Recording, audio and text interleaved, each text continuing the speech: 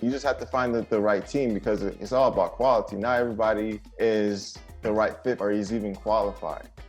But in all of that, at least from your perspective or what you've done, how do you build that capital or the leverage to build an independent brand and be sustainable for yourself, like without the record label, right? Or something like that.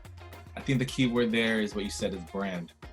So people gotta know you as something.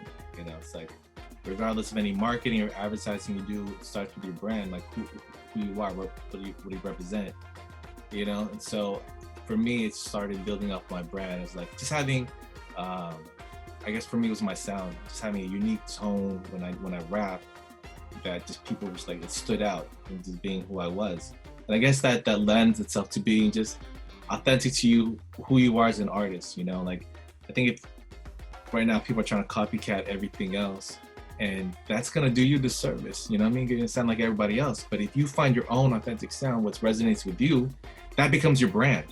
And it might start off small, like your brand could be just a niche, like only certain people like it, but it can grow. So I think it starts with the brand, and as you build your brand and you develop it, people are gonna follow. People are gonna be like, hey, I like this sound. And then, like, at least in my case, it was with the majors, they'd be like, oh, our major artist likes your sound because it's different. They want to collab, so you're bringing something new to the table, with your brand.